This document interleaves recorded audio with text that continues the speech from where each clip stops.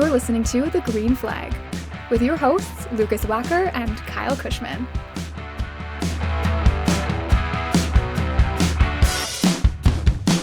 For the next award, we have the Breakout of the Year. Which driver caught us by surprise and went out there and did the damn thing this year and did a lot of damage on the racetrack? And then they're talking on the racetrack, and there's some really, really strong contenders for this award. I don't think you can go wrong with a lot of different nominations, but for this one, we are going to be doing, of course, the driver nominees and the team nominees, because it feels like it's a disservice to some of the teams that broke through in 2022 if we didn't include them. So I think we start off with the drivers like we have been for the previous awards. So you went first for the previous one in Young Driver. I will go first here for this one, and starting it off with a guy. If you've just watched our previous video on the Young Driver of the Year, you will know that there's a certain driver that I left off of my winner that Kyle did. I'm going to be putting him in third place for this award. Wow, snubbed him from Young Driver and doesn't even give him the award. Wow. No. That's I'm going brutal. to be giving it to Christopher Bell in third spot here for Breakout of the Year. And man, I hate to do that to him. I would love to give him the number one because I really You get to choose. I know I would. I can. I completely understand the rules of this game. Could. But anyways, there are two guys that I think arguably had an even better breakout season. For Christopher Bell, finishing third in the championship, coming up with two hugely clutch wins in the playoffs is, something that most drivers will not be able to accomplish in the playoff format. We haven't really seen something like that in the history of this format, where two wins in the toughest rounds, in the second round at a road course where Toyota struggled the entire season. Going to give a little bit of credit to Adam Stevens on that 4-tire call. And then again, the 4-tire call at Martinsville from none other than Adam Stevens. Christopher Bell did a lot of talking on the racetrack this season. He led JGR in points. He led them in top 5 finishes. He led them in top 10 finishes, and he led them in stage victories in second spot behind Martin Truex Jr. So ultimately, that's a really, really competitive season from the 20 car that has traditionally been the 4th worst car at the JGR stable in previous years. And I am super excited by the prospect of this guy moving forward and leading the charge of that team. He's something you can build around. I think he's got the best crew chief at that organization as well. So you've got a really good duo to lead that team under a lot of uncertainty surrounding that organization. Was close to winning his first championship and his first championship 4 appearance. If only a pit stop didn't go wrong there, he may have had a shot. You never know. But Logano seemed to be a little bit too strong on his day there. But for Christopher Bell, we've been kind of waiting for that. We saw a glimpse of that last year at New Hampshire where he came, oh so close. This year, he was even better and got the victory when he needed it most to punch his ticket into the playoffs, because you never know with how many drivers made the championship. He wouldn't have made the playoffs without that win at New Hampshire. And then in the playoffs, he really shined. First round was leading the way in points as well, was the best. And then everything went downhill there, of course, at Vegas with everything that happened. And then he went out there and really took it by storm at Martinsville later on there as well. So lots of incredible things that Christopher Bell did in 2022. We'll see what he does in 2023, if he can replicate it and even further his performance there. This guy's a Christopher Bell hater, snubs him for Young Driver of the Year just so he can put him in Breakout Driver of the Year, and then doesn't even give him the award. What are we doing here, Christopher Bell hater? Come on now. Disrespect. Don't. I'm not in the mood. I can't even tell you how much I love Christopher Bell and Adam Stevens. Well, apparently not very much, because you snubbed them for the award. But okay, you give him the win here in this category then. I gave him the win for Young Driver of the Year, and I've also got him number 3 for Breakout Driver of the Year. You're terrible. Made me feel guilty for putting him in third. I know he didn't give him the win, but I thought you didn't even put him on your short list for Young Driver. Come on. I think this is a better category to be on than Young Driver for a 28-year-old. That's all I'm saying. He's 27 still. I don't think so. Yeah, he is. He's 28. He just turned 28 3 days ago. Oh, okay. Get your facts straight, buddy. No. According to Wikipedia, he turned 27 3 days ago. I'm looking at his page right now, and it says he's 28 years old. Does it? He was born in 94. Mine says 27. That is hilarious. Anyways, yeah, that is right. That is really funny. I promise you. Mic drop on that. Anyways, mic drop. Hey, he was 27 for the season. That's all that matters. Also, your guy is older. Anyways, breakout driver of the year. I have Christopher Bell number 3. Not gonna continue on that point because I've already talked about him plenty. Number 2 for me, Scott McLaughlin over in IndyCar, and this is an interesting one because I had to battle with the fact that he is arguably the greatest, or at least in the recent area, greatest supercars driver with multiple championships, a boatload of wins. So we knew this guy was an immense race car driver. But we're talking about heavy, essentially stock cars down in Australia versus nimble open wheel cars in North America in IndyCar. And it's completely different. And we saw that in his first season, where there were some inconsistency and some struggles, especially in the mid part of the season, where he ended up finishing 14th in his first season with Team Penske. This year, completely turned it around. 3 wins, could have had 2 wins out of the first 2 races, if not for a last lap pass by his teammate, Joseph Newgarden.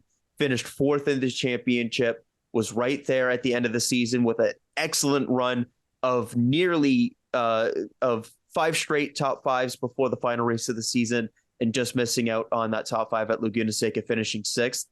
Scott McLaughlin proved that he is one of the elite talents in motorsports in the entire world, adapting from what he was doing down in Australia to come over to IndyCar and do that in his second season. He is absolutely a championship contender going into next season. And for that reason, he is my number 2 breakout driver of the year.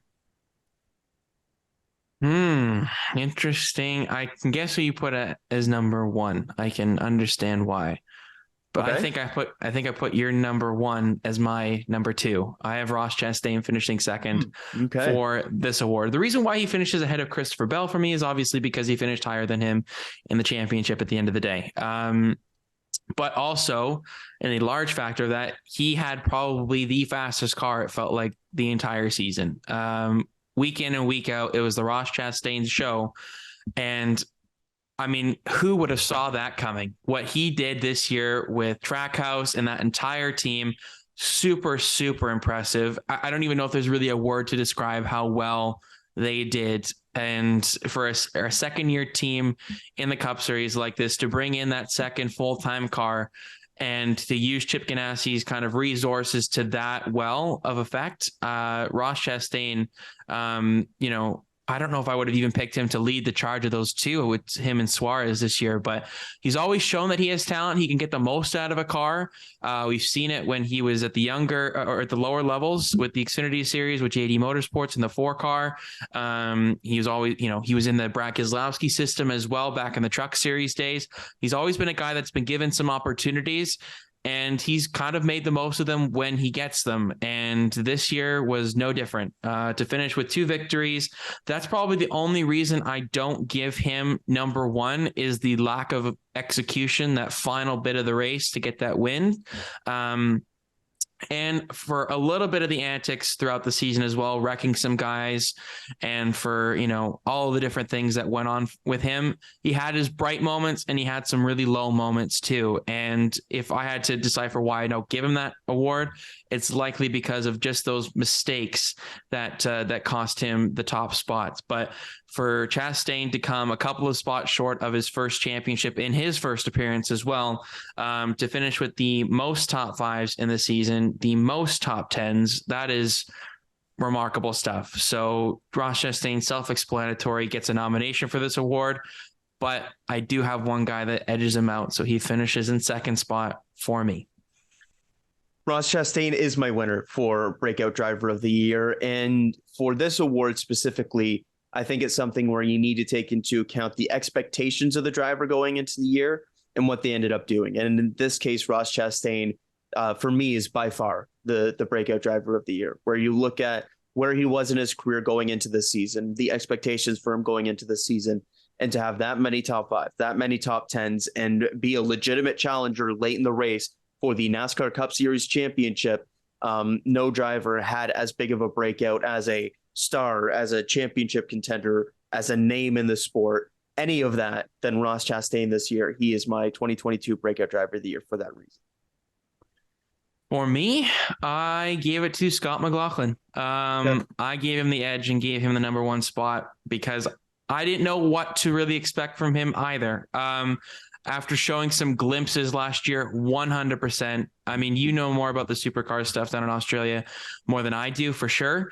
So you can probably have a little bit higher expectation. But for me, I didn't know what to expect from Penske overall this season. I mean, you know, when you look at what we talked about this on a previous award, Penske went from a down year to a very, very bright one, to have 3 of the top 4 spots in the point standings, the ultimate champion, and a top 2 finish there, again from Joseph Newgarden, is really, really impressive stuff. And for McLaughlin to get those wins early on in the season and to lead the championship for quite a large majority of the early part of the season as well was really, really impressive to watch. Getting some pole awards this season, so consistent. It felt like he was always in that conversation. And I think he just became a more well-rounded driver as a whole. He got more to grips with the car, to the series itself and the competition level. And the fact that he was able to finish 4th in the championships against some of the drivers that he was competing against is no slouch. And I got to give it to him for a remarkable recovery in terms of, you know, finishing 14th last year to finish 4th, to go up 10 spots in the IndyCar standings and the points haul itself by over 200 points. That is really, really impressive stuff. So McLaughlin is definitely a championship contender next year for sure. When you look at what he did in terms of improvement and growth this year, just had a little bit of, you know, just had those races where he just couldn't quite execute, and he didn't have some speed at times, but a large majority he was inside that top 10 and challenging in that top 5. So I'm going to give it to Scott McLaughlin as the breakout driver of 2022. Good stuff. And on the team front, I'm cool just doing one team, and that's the winner, because frankly, there's one runaway for this, and I don't really care about mentioning any others, if you're okay with that. Yeah, that's fine. Did you have any nominations for the other other one? I came up with names, but I think we're cool to just it's Trackhouse. It's Trackhouse by far. Nobody. When this team was announced, people thought it was a meme. Justin Marks is going to start a team. Oh, Pitbull's involved. Blah blah blah. And they almost won the damn Cup Series championship this year. Like insane season for them. Yeah, and I mean, I kind of bring it back to like an older episode that we did where I was like, oh, I kind of like what Trackhouse was doing a little bit more than 2311. And what do you know? They came out with an unbelievable year. Pull up the receipts, baby. I never would have thought it would have been this good. But yeah, for a 2-car team to compete against the big teams like that. And when you look at what Chip Ganassi Racing had been doing in previous seasons, I know the next gen car was the great equalizer, but Chip Ganassi Racing was a 5th or 6th place overall team. When you look at, when you compare it like to Gibbs, Hendrick, they probably slotting around that 5th or 6th range overall. And they were up there maybe as the first overall team for a lot of the races this year, and to be so well-rounded at almost every single discipline, to be so fast on the 1.5 miles, so fast on the road courses, so fast on the super speedways.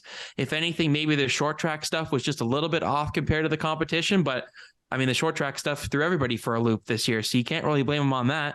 And just wow. Unbelievable stuff from Trackhouse in 2022. Couldn't agree more. All righty. Well, that does it. Trackhouse, unanimous winner, obviously, for the breakout team of the year. And Scott McLaughlin gets my vote for it. And for Kyle, it is none other than Mr. Melon Man himself, Ross Chastain.